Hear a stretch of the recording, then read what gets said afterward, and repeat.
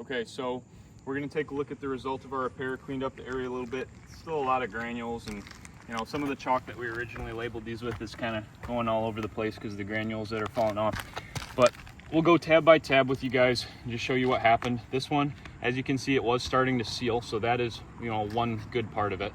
But you can see this dark line across the top. This was not here before at all. You can also see there's still loose granules sitting on the top of that. So, you know, as soon as this had any sort of, even just like a breeze blow by, even more of these granules would be gone.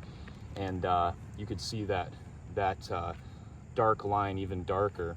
But I'm basically tracing the line here with chalk. So this tab is compromised compared to where it was before. This basically the same thing. I mean, fortunately you have a little bit of chalk that kind of got in there and makes it harder to see.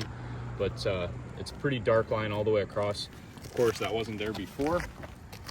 It looks pretty similar to a wind crease, but just a little bit different. So this one is really the same thing all the way across, compromised. This one, you'll see it's a little bit darker on this side. And then, you know, there's still some over here where it continues over, but especially there, you can tell that it's compromised. This is also the one with the really severe matte transfer. And just so you guys know, all of these have matte transfer. Like this one has some that I can feel. But, you know, like I said, I didn't want you guys to have to just assume that this wasn't repairable just because of the matte transfer. So now we have all this surface level damage that shows us, but this one pretty much same thing, compromised. This one, dark line straight across the top. Again, you get a little chalk there, but it still looks pretty bad. This one might be the best out of the bunch. It's not as dark, but you know, you have a little bit there, maybe a little bit on the other corner as well. But regardless, even if you were going to give this tab the benefit of the doubt, which I think is a bad idea, I think that's definitely compromised. But even if you were, you would still have one, because we have two separate shingles here, 1, 2, and then 3, all compromised as a result of this one repair. Compromised in multiple ways, with creasing on the top, with matte transfer.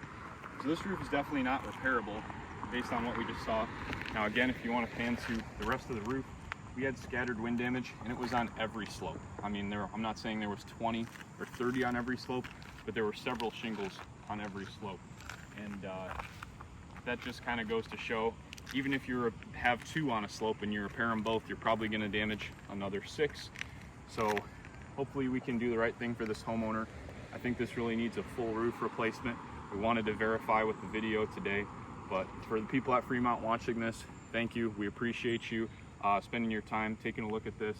And you can contact us with any questions. When we send this over, we'll provide some info where you can reach out. All right, take care.